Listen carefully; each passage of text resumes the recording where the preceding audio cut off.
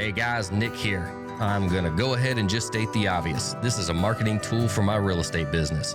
I've been a realtor for 20 years right here in Nashville. But who wants to listen to a boring podcast about real estate? Good news, it's not. This is a podcast about people that I've built relationships with since I moved here in 1988. If what I stand for resonates with you and you're looking to buy or sell a home in this area, let's talk. No pressure, just a conversation, kind of like this podcast. This is the 615 Podcast with your host, veteran realtor and entrepreneur, Nick Woodard. All right, everybody, welcome back to the 615 Podcast. Let's start with a little introduction here. Today, we're joined by one of Nashville's most respected and trusted financial planners. He's responsible for advising some of the biggest names in the entertainment industry, many high net worth individuals, some of the titans of the business world. My guest has a vast wealth of knowledge, helping clients preserve, build, and thoughtfully manage their wealth, while helping them create good habits that create lasting wealth no matter the market conditions. He's the author of 2 books and has been named Forbes' Best in State list of wealth advisors for 8 consecutive years. Welcome, Mr. David Adams. Thanks, man. You What's made up, me buddy? Feel like really good and important or something. Yeah. Like that. Gosh. You've done well for yourself, man. Good to be here, man. Well, thank you. I know we've been trying to put this together for a couple months and kind of schedules wouldn't allow it. So glad we finally got it put together here. This is great. So you are my family's personal advisor. Though we're nowhere near the high net worth clients. I think that's your job to get us there. So That is the job. Yeah. No pressure at all, right? I think I'm your pro bono charity client. Keep selling those $100 million Nashville homes, man. Right. So let's jump right into something real fast, and then we'll kind of let this go where it goes. Yeah. So, something that's always fascinated me that I know you kind of work in this space as well. We've had a handful of songwriters on here. Yep. You know, Kelly Lovelace, Janet Kramer, Chuck Wicks, Adam Sanders. I'm fascinated with songwriters more than I am entertainers. You kind of work in the catalog space of, It kind of explained to people what a songwriter's catalog is and what you do to manage it as an asset. Yeah, great question. And I'm with you on the song. I've always been fascinated by songwriters. We have clients that are, artists, singer-songwriters, and then just songwriters. And I've say our team's probably advised 20 or so writers through catalog sales. And basically think of it this way. It's their life's work. So if you're a songwriter and, the average songwriter in Nashville, they probably write, if they're lucky, they get a publishing deal where you make a few $1,000s a month and you're paid to write songs. And then if you're really lucky, you get your first number 1, right? Right. And then after that, maybe you get, your second number 1. And then if you're one of the 10 or 20 songwriters in Nashville that has, let's say 5, 10 number 1s, and then some other songs that were maybe cuts on an album, didn't make number 1, but they got some radio time. You now have a catalog. And so you go to Sony or somebody, one of these big names, and say, I'm ready to take some chips off the table, get some cash. And, through working with a wealth advisor like myself, we've sat back, we've done some planning. Let me back up. Songwriters come to me all the time and they say, David, I've been writing for 10 years or 15 years. I just want to know that if I never wrote another number 1, that my family's okay, or that I have enough money just to write the kind of songs I want to write. So we talk about maybe, selling a catalog and getting some cash. And so they go out, they get somebody to value the catalog, which is basically going and saying, okay, you wrote, Carrie Underwood wrote Before He Cheats, right? So you take that song plus. So like, how are these songs creating money to justify the valuation of that, though? Yeah. So, and that's changed a lot over the years, but radio plays and then now Spotify, right. And, Apple, all the different things, all of that, translates into royalties, based on that. And so the songwriter's getting, let's say they're getting, $200,000 a year on royalties from all the spins of their song. It just becomes a cash flow equation. So you can just say, I want to keep, my catalog of songs and keep making that $200,000 a year or $5 million a year, whatever it is, for the rest of my life. Or you know what? There's a chance that 5 years from now, these songs won't be getting as much play, right? And that goes down. Or you know what? I'm 40 years old. We'd love to have a few $1,000,000 or $10 million and do all these different things and not have as much pressure. You go out to a big company like a Sony or somebody. I was about to ask, who is the buyer for that? Yeah, there's a lot of different, but I use Sony as an example. Yeah. And they come in, they say, or there's a lot of private equity now. That's interesting. Nashville's just been So they're just buying up homes and song They buy up homes like, we're bored. We bought up homes. Now we want to be, well, look, in all seriousness. BlackRock's buying everybody's BlackRock's, yeah, exactly. I wouldn't be shocked if that happens. But, it's no surprise. People look at Nashville as this is a sexy city, a lot going on. The music business, everybody thinks that's part of it. So if you're a private equity investor and you're like, we need to get into something like music, well, let's look at Nashville. And then what's the best way? Let's go and buy some of these royalty catalogs. And so they're competing and they've been coming in and maybe outpaying some of the traditional buyers. So then as a wealth advisor, I'm sitting there with my client. They've got their attorney, they've got me, they've got, their catalog was valued at $10 million. We start shopping it. And then while it's being shopped, I'm the one in there trying to say, hey, you've got an offer for $8 million, but look, $10 million would really allow you to do X, Y, Z and pay off your kids' college and pay off the house and, yada, yada, yada. And then they start getting excited about that. And they use that as a negotiation tool to try to get the best deal. So you're basically just analyzing what having that cash up front could do opposed to keeping that. It's a time value of money thing and taking risk off the table. A lot of times what I have songwriters do is they sell half their catalog, something like that. So you're basically saying, well, why don't we take $5 million of chips off the table, but still keep some income coming in and still have a vested interest in our songs doing well, kind of hedge our bets a little bit. It seems to me like selling a catalog would be a highly emotional thing. Oh yeah. Like it's not just a transaction that, like you said, that's their life work that they're giving to somebody else. Yeah. And then no control over what people do with it, where it gets placed in, commercials or advertisements and things like that. It's very emotional. And so, honestly, I joke around. I tell people I'm 80%, therapist, Dr. Phil versus a wealth planner, because all this stuff with money has emotion on it. But yeah, the songwriting space, it is fascinating and it keeps changing with just the world of music and, Spotify and all the different things. Right. Well, like I said in the intro, you work with some well-known entertainers and business owners. You've earned a great reputation here in Nashville.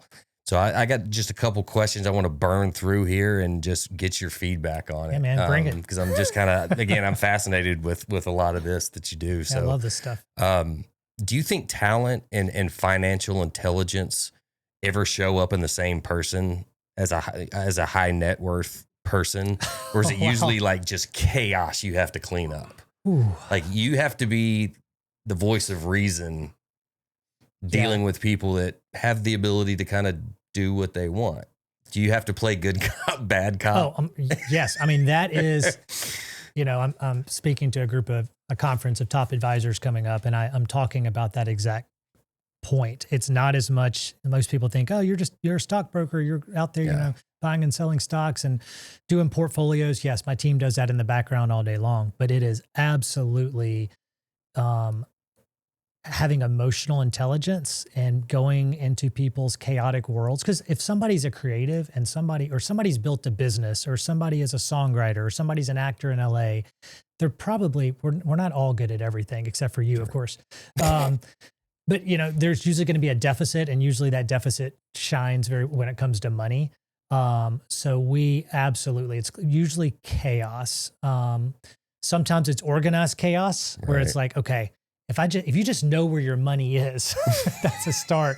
I've seen everything. It's fun to talk about some of this stuff. I've seen clients that they came to me with 6 different statements from advisors. And then like the next week, they're like, oh, I literally just found under the couch, literally this Bank of America statement. Looks like I have a $180,000 CD that they had no clue they had, and they hadn't gotten a statement for years. So cocaine's a hell of a drug. You can't make this shit up. And I'm just like, well, it must be nice to just find. Go look under the undercouch. Go in the garage. Go look. See what you find. But yeah, when people are, unless this is what you do all day long, and money also intimidates. It's overwhelming to a lot of people. There's a lot of shame behind it. There's all sorts of psychology behind money. But yeah, there's a lot of messes we have to. I think another question was, what's harder, having someone build wealth or convincing a successful person not to sabotage it? You know, I mean, Those are that's great- got to these are be great that's got to be a hard balance, man. Because like you said, you are dealing with creatives and They're both, I mean, they're all obviously both very hard, but let's assume that somebody has a great skill and they get going and now they're successful and they're in their lane and they're crushing it. I think it is much easier for them to stay in that lane and keep building wealth the way they know how to. It is absolutely a totally different mindset and skill set, and where you need a coach when it comes to making sure you don't blow through that wealth and you don't screw it up, and then you know how to spend it, how to leave it as a legacy. I mean, yeah, I think I'm biased obviously because I do this every day, but I think, you know, paying somebody as a money coach or a wealth manager is really insurance policy on not screwing up your life's work. Yeah. Well, man, on a personal note, your whole team is just fantastic. I mean, we usually work with Carson and Jerry Ann, and at our last meeting, we brought my son Caden. Yeah, I heard. And put everything on the board. And I was like, all right, you know, you're 17, you get to see, you know, what Wow, we got. yeah. How did that? Well, first of all, not to interrupt, but how did that feel for you guys? You know that? what? He's the one. I don't say the one, but he's wired a lot like me. Very conservative, very entrepreneurial. And to be honest, I kind of brought him to plead my case. So he was kind of looking at everything, and then he looks at my wife and goes, "Y'all should be saving more money." And I was like, so "Thank you, son." Yeah. Thank paid him you. under the table. It's a little bit of healthy manipulation. But I think it was great for him because by being into that, I think it really sparked some interest. He's like, I could be good at this. Yeah. And so I was like, you know what? Maybe we'll ask our boy for a internship here in 3 or 4 years. We'll see how that works out. We've had a lot more clients bringing their teenage kids, college kids. I mean, and have them spend time with us. And then also, like I've enjoyed, it's been very fulfilling for me doing some mentorship. So one of my long-term friends and clients, their 16-year-old daughter, just came and did like 4 or 5 afternoons with everybody on our team and kind of different, with different topics, and really got a great mentorship. And I love doing that. Yeah. I love doing that. Well, you and your whole team seem like very chilled, laid back people. And I don't really understand that. Because like I'm wired hot, like I'm always like you guys at least give off the perception of I got you. I think it's okay. I'm wired hot like you. I think most entrepreneurs are. I'm on a lot of downers right now. I'm just kidding, but no, I'm definitely, since I was a kid, I was a serial entrepreneur since like 7 years old. But I've really spent a lot of time, and I've had business coaches help me hire, trying to find like the yin to the yang kind of thing. My team that's very grounded, very predictable, very chill, very, process focused. And I'm the hyena running around, know. Well, I talking with guys like you. I can see y'all deal with people that have to have, say a husband and wife come in and have completely different viewpoints and personalities. I mean, you got to manage that. Yeah, you're playing, mediator a lot. I mean, and honestly, that's another thing Carson and I've gotten into. We're both now certified divorce financial analyst. And that wasn't like we said, hey, we want to start mediating divorces. Right. I've had so many long-term clients. We were seeing divorces and existing clients going through divorces where I cared about both of them. And then divorce attorneys started hearing that, hey, their team's pretty good alongside us in these mediations of, not allowing attorneys to have these divorces take 2 years and $500,000 of attorney fees. We were getting stuff done. So that's something we've kind of focused on. But even just in normal interactions, people come in, and I've really focused on getting my team like listening to both parties, because so often one person in the relationship is the money person, right? Like I pay all the bills, and, she pays all the bills and I don't know what's going on, or vice versa. And trying to say, well, let's talk about that. Let's, I've required both of them a lot of times to come to the meeting and say, make sure they're both being heard, even if you're not interested, Which cracks me up, because now I can see how Carson does this. Because like I can see it happening. I'm like, well, good. He'll hear me, and then he'll go, okay, Kat, now what do you think? Good. I mean, like, I've trained him well. Has a point here. I'm like, damn it, Carson. Good boy, Carson. Sorry, Nick. That's by design. But I will say, because so many people in our industry do such a terrible job at that, they just look at the person. Let's just say the stereotypical man who does all the finances, and they never ask the other person. But we learn so much by asking those questions, and it allows us to see like, I can sense what the tension is here. If the goal for all of us is to start saving, let's say in your example, start saving more money a month, and they're arguing because let's say he's mad at her because she's the spender and he really wants them to save $3,000 a month. Okay, how can we creatively show the reason why the $3,000 a month does something good for both of them and the family long term, and still doesn't mean like you don't want to stop living your life. Y'all crushed it with us. I mean, I can just go off our personal experience because, we're sitting down. I'm like, we just got to save more. And then he's just kind of like, okay, what's that number look like? I'm like, I don't know, just more. And he's like, listen, Nick, we have to put the numbers to work here. Yeah. That's so common though. People just, I ask them, what are you trying to say? Well, we got to have $1 million or $5 million. I'm like, where'd you get that number? Well, it's just always more than what they have. So if somebody's 60 years old and they come to me with $500,000, this was my dad, they think they have to work until they have $1 million because in their head, that's the fortune of retirement. My dad, that's literally in my book. I talk about that was my dad's number. He's like, I have to have $1 million. He almost died overworking trying to get there. And I've had clients in my office that have 30 million. They're like, well, we just need to get to 50 million. And then I ask them, well, why? They don't even know why. Yep. And so I have clients that I have this sweet old lady down in Tullahoma that has like $300,000 with me. And she's one of my most comfortable and happy clients ever. She takes a few thousand a month out of her account, a couple thousand a month from Social Security, recently took all the grandkids down to Disney. We gave her permission because she was scared to spend it to take 30 grand out and do that. She was crying, had tears in her eyes, was so thankful. And because she just knew she lives within her means. Yeah. So there's no magic number. And so exactly, you come in like, we just need to save. You're not wrong. That's coming from a place of anxiety, of like scarcity. Yep. Or you're a hunter and you want to go out and I get it. Yep. I'm the same way. But when you put some framing around it and say, well, Nick, you want to save $5,000 a month, but also you need X amount of money. And if you save $2,800 a month, you actually can get there, which means you both win.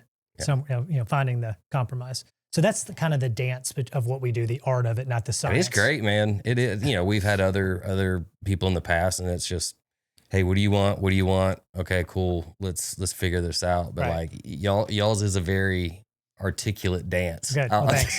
That's the part of the business I enjoy. The behind the scenes, the running the spreadsheets and the financial software. I mean, that's all important, but anybody can do that, especially AI now and stuff. That's not the essence of it. It's learning the kind of the art of the dance of like how to meet everybody's needs. Well, the one thing that hit me in the it. face last time we met with you guys was where, of course, Caden has one more year until he goes to college. And we did well saving from the day he was born up until now. Kudos for that. And then we look at the account. And now I'm looking at what tuitions are. I'm like, we didn't do enough. No, who could, you look at that, like tuition going up at 10, 12, 15, 20%. And, when I went to, how old are you? Can I ask you that on the show? Yeah, I'm 45. 45. Yeah, I'm 47. When I went to college, University of Memphis, it was, I think 25. I got a full ride and it was their presidential scholarship. It was like $3,000 a semester and it cost $2,500 with books and everything. Mm-hmm. And I used the extra $500 to like put tires on my Jeep. Right. Yep. It was that. So college, even if my parents had to pay for it, would have been like $5,000 or $6,000 a year. Yeah. Fast forward now. So $25,000 for an education. Now that same would be $100. If you're going to Belmont or something, $300? I was like, I went to MTSU when I graduated. I was like, I think my whole thing may have cost 20 grand. Yeah. So same thing. Yeah. That would have been very similar to Memphis. And so even, back then, if somebody was doing projections saying, save, $250 a month, and it's 2005. I mean, you're basing college, rising at 4 or 5, 6%. So now, like, I tell clients all the time, like, how much do we need to have saved for college? I'm like, I have no clue. Now, that being said, I can help you, but the reason I say I really don't. I mean, college could all go away. I thought it was going to come down just due to common sense would say this isn't sustainable, right? You would say there's no way like Belmont in 20 years, is it going to be 100,000 a year? Is it going to be 200,000 a year? Something has to give, you would think, right? Or at a minimum, it doesn't, but the demand goes way down and people are back into doing trades and all that stuff, which I personally think will happen. There has to be some sort of shift. Yeah. Or there's going to be like, but who knows? So I start by saying we got to take care of you and your family and your retirement and all your goals first, and then save as much as we can towards college. And at the end of this thing, if you end up if college ends up being $1 million and you save up $300,000 because you had no clues, you at least you're doing better than most, and you can at least get them going and figure out some sort of thing. Well, man, what's a simple rule about wealth management you wish people understood, but for some reason they don't? What's the thing you just can't get through people's head? Is it consistency? Is it, obviously live below your means? Like, what do you find that's so hard for people to do? Gosh, because it depends on the personality. I'm trying to think of one. A generic, consistency would be like the generic answer I would give. But if I started going into, there are some people I have that are very consistent and very coachable people. Let's say like an engineer client they're going to do exactly what you say.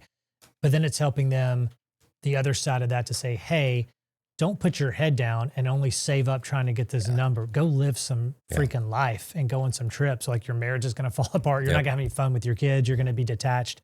Or somebody is, they're not disciplined and they love spending every dollar. Then it's help coaching them the other way. Yeah. So we just first have to assess, are you person B or person A?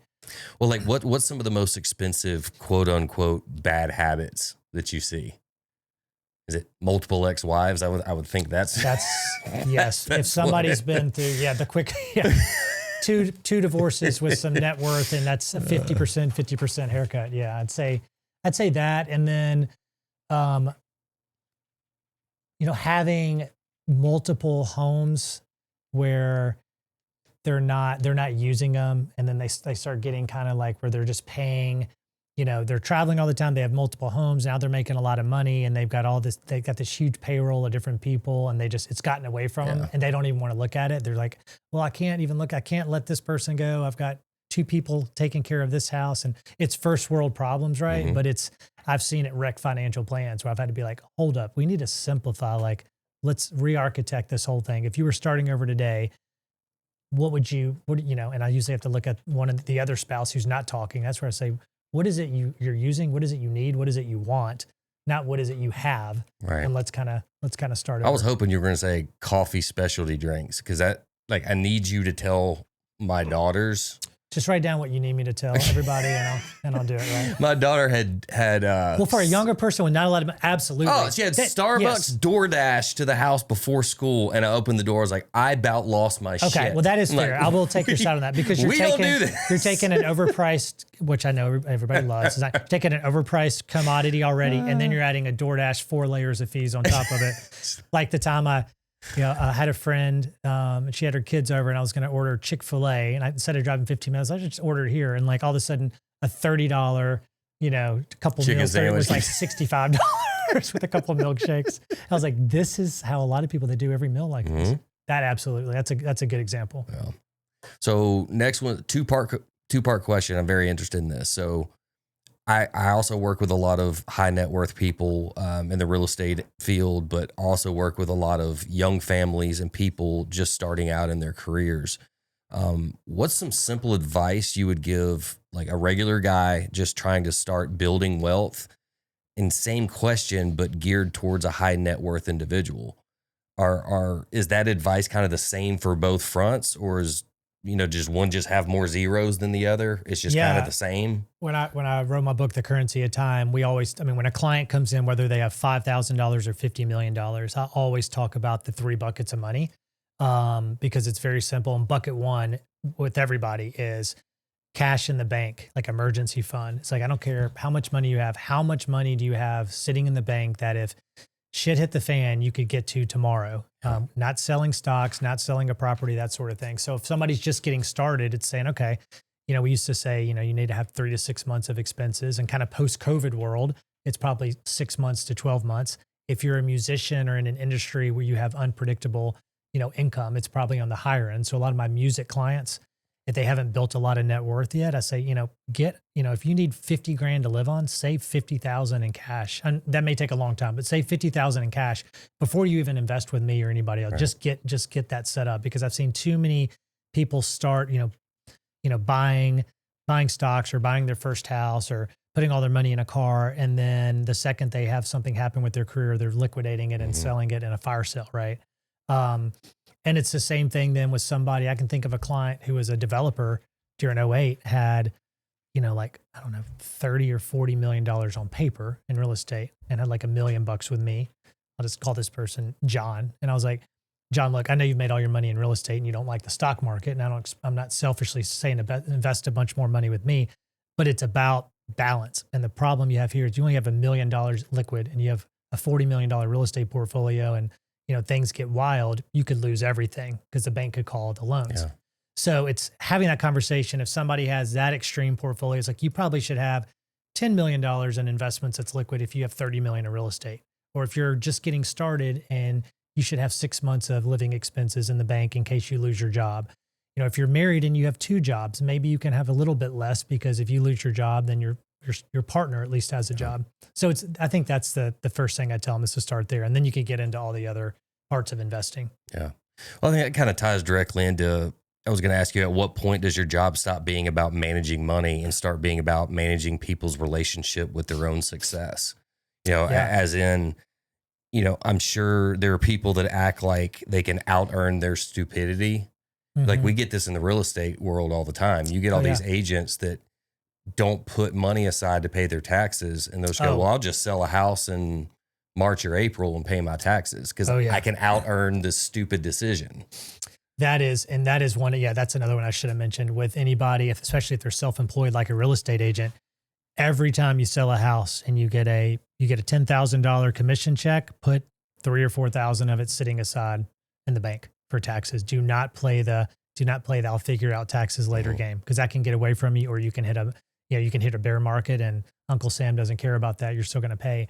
So that's the main thing with some of my athlete clients, a lot of my real estate, because I do have quite a few real estate agent clients, and that is a big one that they come to me and they're like, well, I've got XYZ, I've got this 6 rental properties, a little bit of money in a 401k.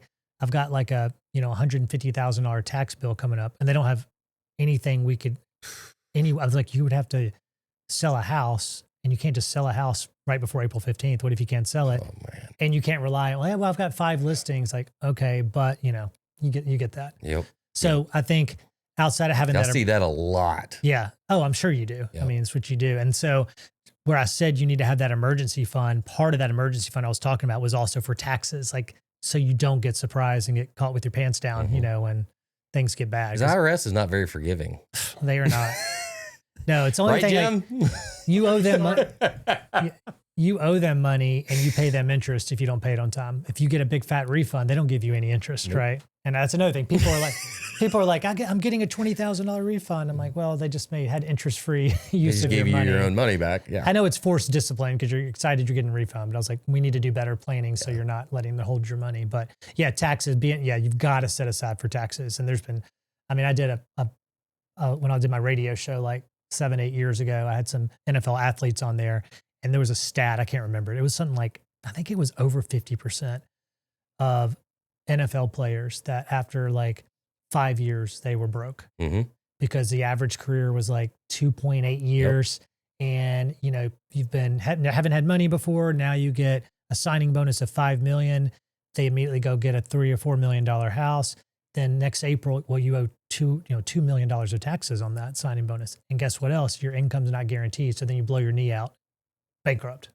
And there's a difference if you play for San Francisco or if you play for the Dolphins, because they're 2 completely different states that are taxed very differently. State tax on top of the, the government tax. And then, or if you're somebody who, plays 2 years before you get hurt, or if you're a, Peyton Manning or a Brady or somebody that plays for 20 years. So yeah, that is a very common mistake people make, is they leave taxes as an afterthought, and you just can't. And so me being a CPA, I'm able to go in and say, look, I don't like paying taxes as much as you do, but I've seen this wreck financial plans. We're going to be responsible. And every time you get a check, we're going to set aside this amount in cash, this amount for taxes, have fun with the X amount, and then invest for the future X amount. It's got to drive people like you insane, like watching the NFL draft.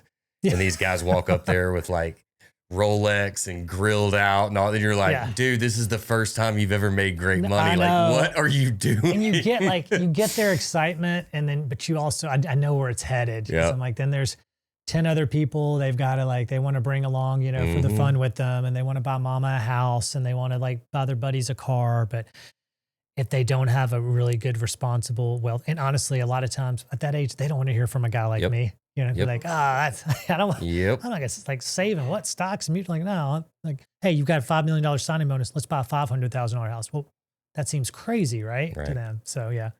Ugh. But I do watch those and I'm thinking, oh, I hope they have somebody. And a I lot was of thinking times, about you the other day. I was like, I bet guys like him Yeah. this drives them insane. because most of them, like, they're close with their agents, and their agents are, you know, just looking out. They get paid off the big check that they get.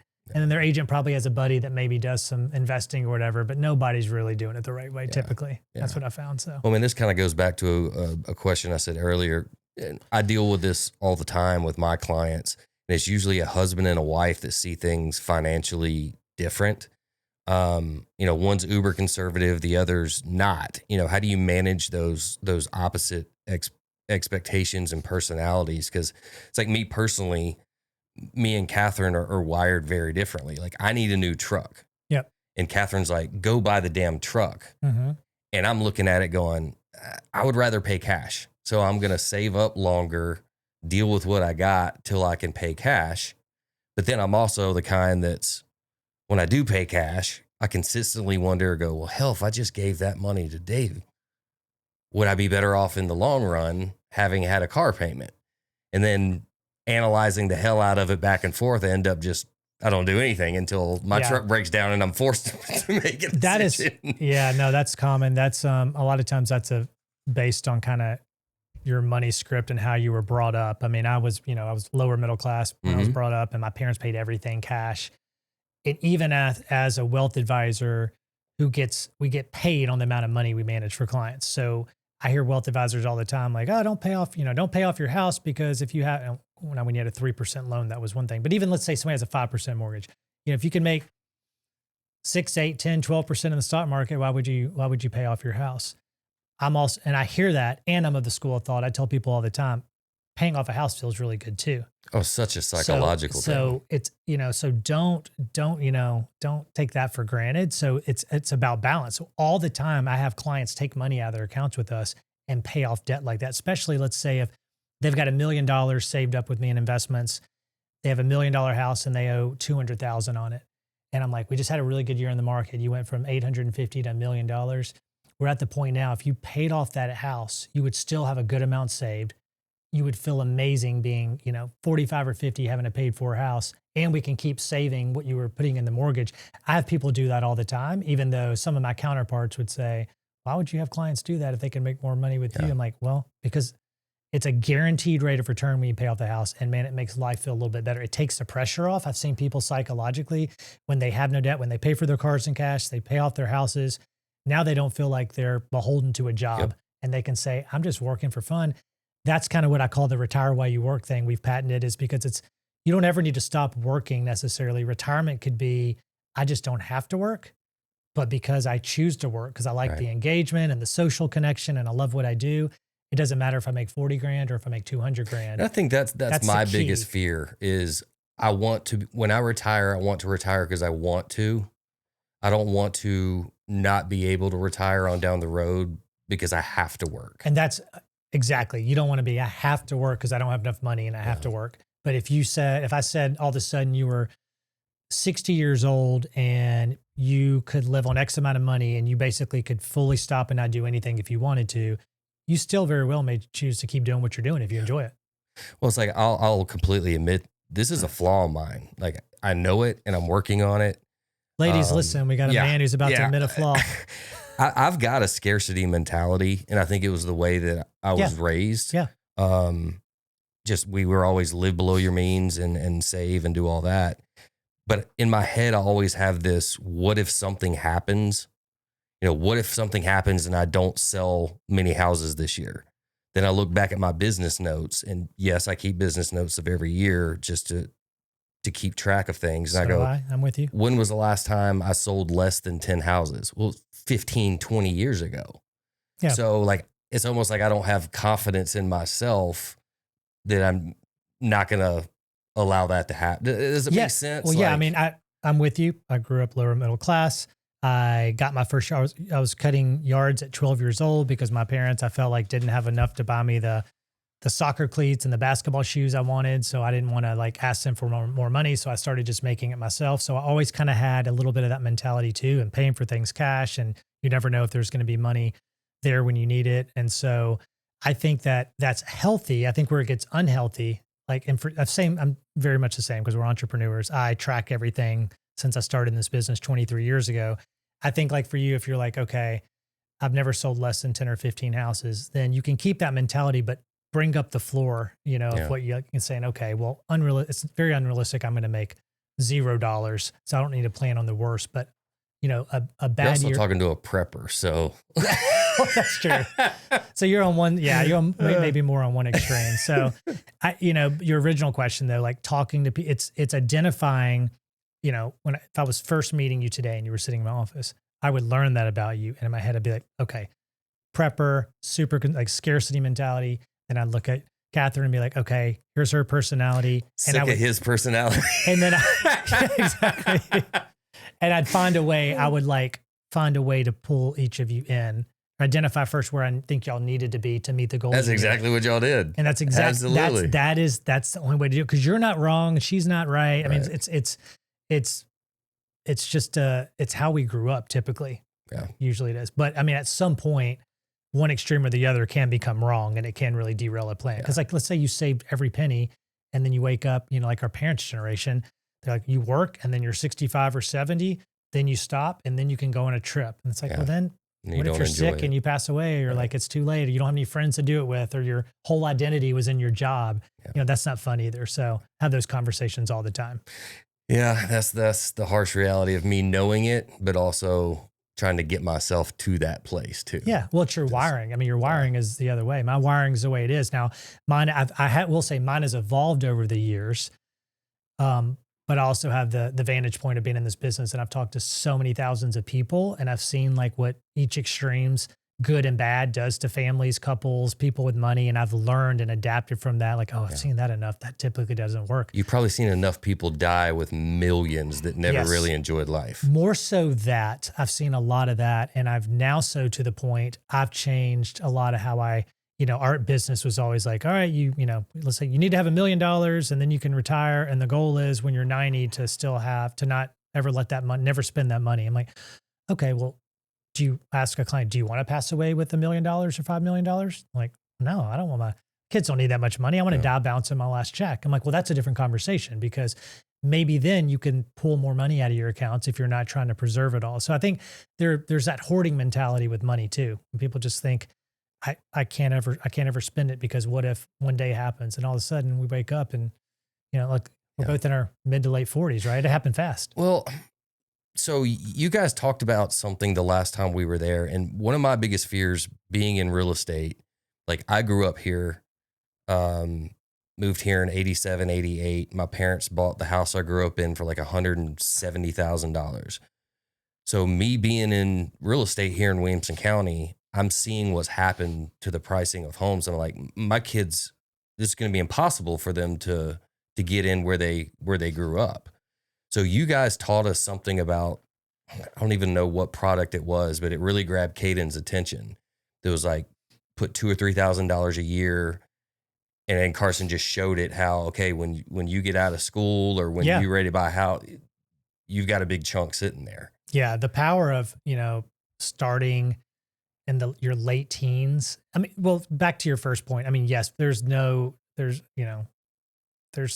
hiding at the fact that, buying a house now for somebody coming out of school with no help at 23, 24, 25 or 30 in Nashville, Tennessee, or in Franklin or Williamson County is going to be as accessible as it was for us. But which is why it's more important if somebody starts at 17, 18, 19, 20, saving money like that and getting it compounding and investing, now all of a sudden, maybe they're not buying a house at 24, but by the time they're 30 years old, they may have a 30%, 40% down payment on a house.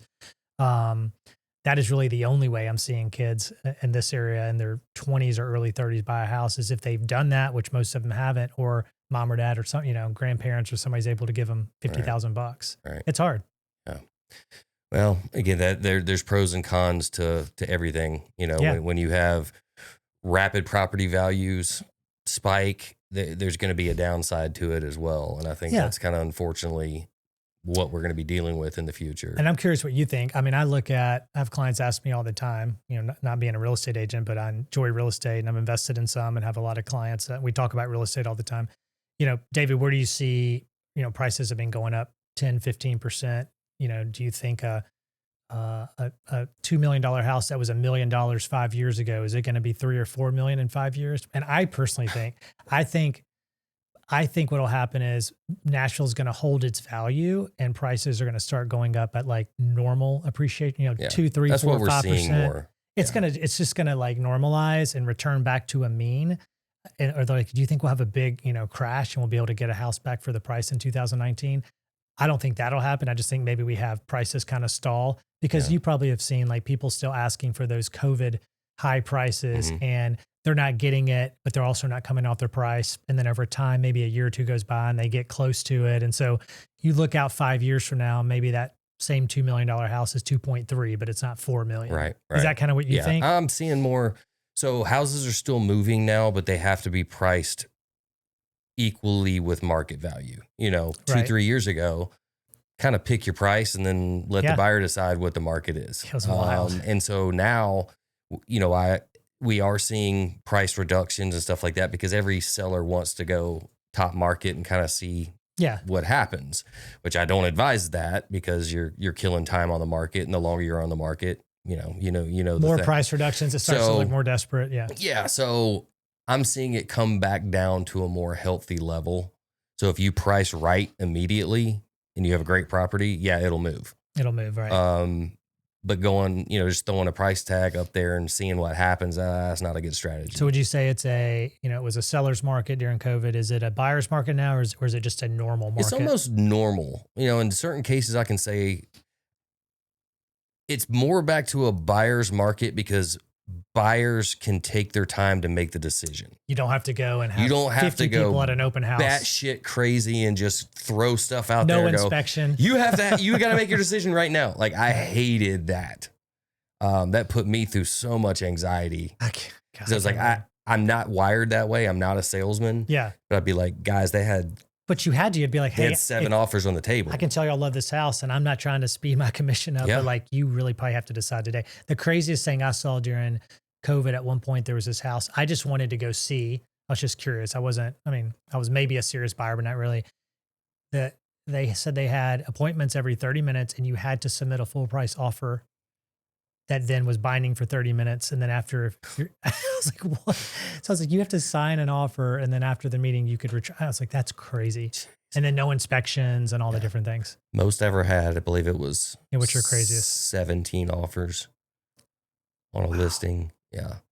Was it because it was so underpriced, or it wasn't even that? Well, God, this was years ago. So it's one of those hot neighborhoods. Yeah. It's just, hey, it's at a price point where everybody wants it. People just bid it up. So, but we are back to more healthy situation here, which is good for everybody. It's good for everybody in all markets, everything. That's the way it's supposed to be. People ask me all the time, like, are we in a bubble that's about to pop? And you would look at the stats and you're like, maybe. But then you see all these corporations coming to Nashville and you're like, there's more businesses coming here. They got to put those people somewhere. When you say we, are you saying we as in Nashville, or we as the entire real estate market in the country? Nashville, I'd agree with you. I'd say Nashville. Nashville, I'd say. Nashville's almost a protected bubble. We are. Even back during 2008, it's that house over on Belmont. I lived over in that neighborhood during 2008. And I remember like Nashville, like in that area was down like 8% when like Vegas and places were down 40, 45%. Yep. Coastal areas were down 50, second homes. And so we've always been kind of protected. But now I agree. Like if the real estate market, hit a huge recession, I bet Nashville would kind of hold itself. Yeah. Well, it's like particularly Williamson County because of the school district, rated so high in the state. In 22 years of doing this, I've never seen property values go down in Williamson County. Wow. I mean, it's remarkable. So how long can that last? I don't know. Yeah, but then you go over to Memphis where I grew up, and it's not the same real estate market. Yeah. Well, let's talk a little bit about the book. Yeah. The books, multiple. Yeah. You've written 2. That's right. So tell us about them. Yeah. So the first book, which was, for adults, it was in 2019. It was called The Currency of Time. And basically the premise of that book was, it was kind of a story of how my dad's story and how as an advisor, I watched him working himself to death in retail. And like what I told you earlier, he's like, I got to get to $1 million. And, I was like, Dad, I'm not losing my dad to freaking retail. Right. I'm just not. And we had these tearful moments and hugs and arguments.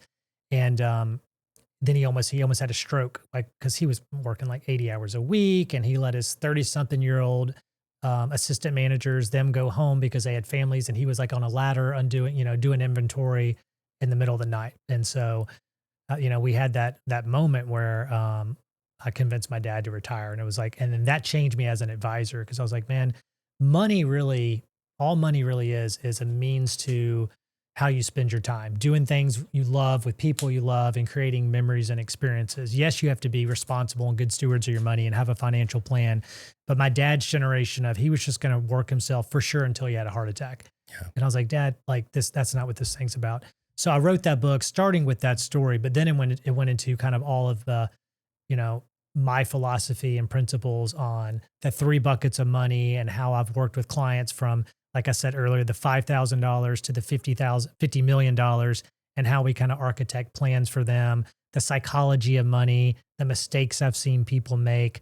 It was kind of like my 15 years of experience at that time, kind of wrapped into our retire while you work philosophy, which is what we talked about a few minutes ago, just about retirement is the word retirement literally means to slowly die. Mm-hmm. And so I'm like, that is just a antiquated concept. I mean, we need to focus more now on finding things you love to do, changing your career somewhere, in your 40s and 50s. That's something that's a passion project, taking trips with your family, playing the long game, right?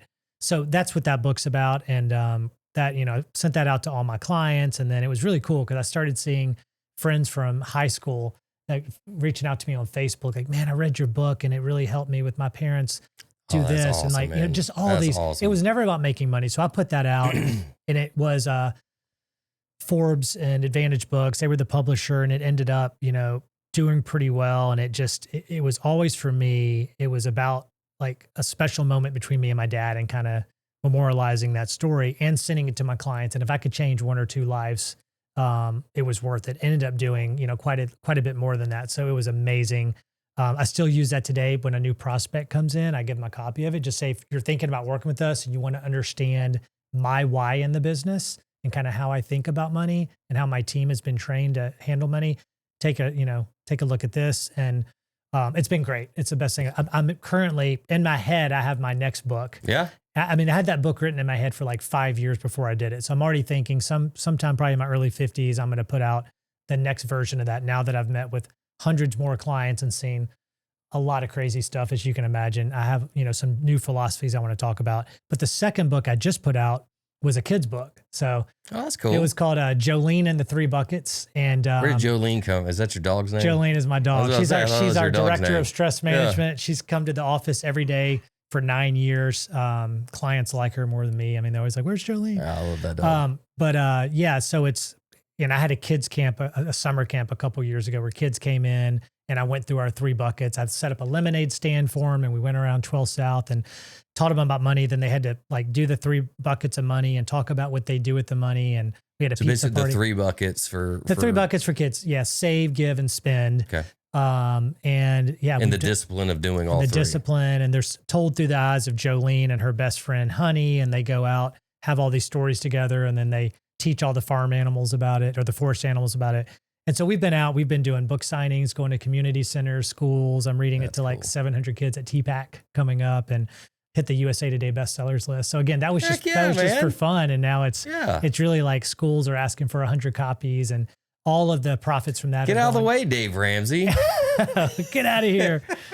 But yeah, we're it's been fun because we're giving like the proceeds to Humane Society and other, rescue groups and that sort of thing for dogs. So it's just been fun. I mean, I've enjoyed that. I enjoyed that honestly more than my first book, just because it's so fun, like sitting with kids and them getting excited to pet Jolene and get a free copy of the book. And it's been fun. Man. So that's so cool. But I have had a lot of clients curious what you think. Basically, like 17-year-old David, can you please write a book for our teenager, for young adults? And that's been the hardest. I have it in my head of kind of what I think I want to say, but that's a hard age group to write for. Mm-hmm. So I've been trying to, I kind of want to get the trilogy of adults, kids, and then like a young adults book.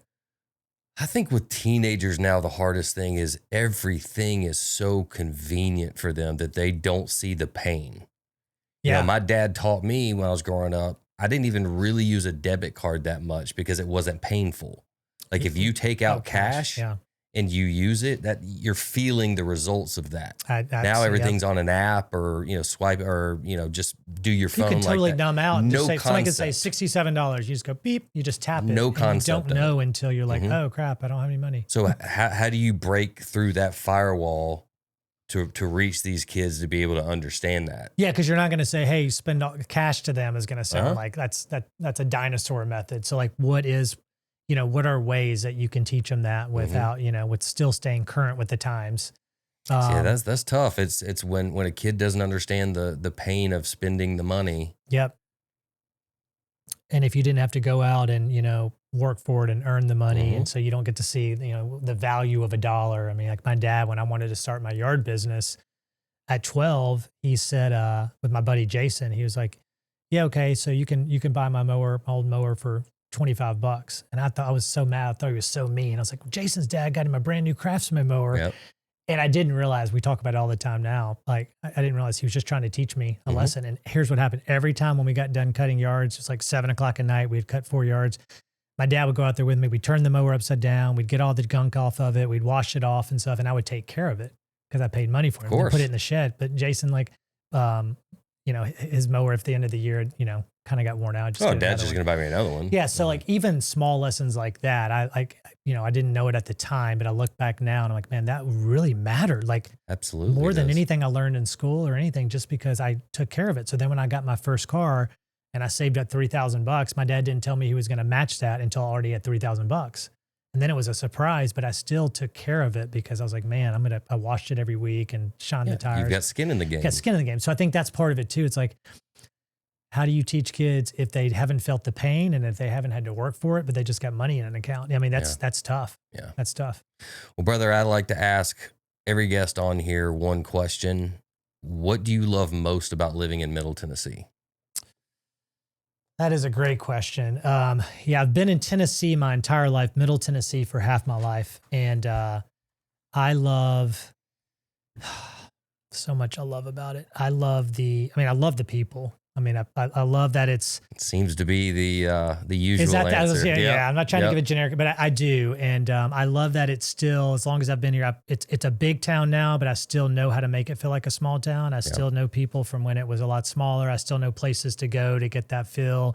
There are days where I'm like, man, this still feels like the old Nashville. And then there are days I get the benefits of going and seeing crazy cool events like a big city. So I think it's a great blend between, a small Tennessee town and a Chicago or an Atlanta or something. Right. And I just love all the restaurants we're getting. I mean, the music, of course, is great. I mean, there's a lot of great things. What are the other most common answers you get other than people? It's Jim, is it 90% people? Yeah. It really is. And then we get views outdoors. The trees and all that. They say it's because of me. Because of you, because Jim lives here. Yeah. I moved here in 05. Nobody said the Titans lately. No, nobody's. Maybe this year coming up. Who knows? In 2000, when I first moved here, I might have said Titans. It was awesome then. It was fun, man. Yeah. Absolutely. That's been a while. But yeah. Well. No. As a financial advisor, I should say no state income tax. No state. Absolutely. How did I miss that one? Yeah. There you go. Well, man, are you taking on any new clients? Or are you kind of full? Yeah. So we're word of mouth only. We take about 5 to 10 new clients a year. So we're always wanting to grow. And I have a team of 14 people. So we always have room for the right kind of people. But I tell when anybody asks that, I'm like, look, it's not about how much money. Yes, we have certain minimums and different things, but it's more about, are people coachable, likable, and disciplined? I've worked hard to be able to choose who I want to work with. If you sent me a friend that had $50,000, like, man, will you help this person? They're a great person. And they meant a lot to you and I liked them and they were coachable, I get a lot of fulfillment out of helping that person. And then if somebody finds me online or I don't know them from from anybody else, then a lot of, they may have to have X million dollars or whatever. Right. So I find that it's all about people for me. So I just want to work with good people. Me too, man. That's it. But I'm not we're not a volume shop. We're not like out there trying to, like, we have a boutique firm. So we're not looking to get. That's what's made you stand out. That's what's different. Well, thanks. And I still love what I do. So I tell clients, I don't want to just be the face of it. I want to still know when I go out to a restaurant and I see somebody, I know that client. We've played this game in the office, literally, like where they come and say, okay, the Joneses, and I know about how much money they have. I know what they do. I know kind of their story. And I want it to always feel that way, and not get away from me where people see me and they're like, hey, I'm so-and-so. And I'm like, oh, what's your name? Right. So So we are still taking business, but just a handful of people. Good. Well, I'll send some folks your way, of course, man. Thank you. And thanks for coming, man. I'm glad we finally got this worked out. Yeah, man. And this is awesome what you're doing here. This is great. I mean, just thanks, love man. when you promote Nashville. Enjoy and just, it. Have great guests and got a great thing going here, man. Very cool. Very cool.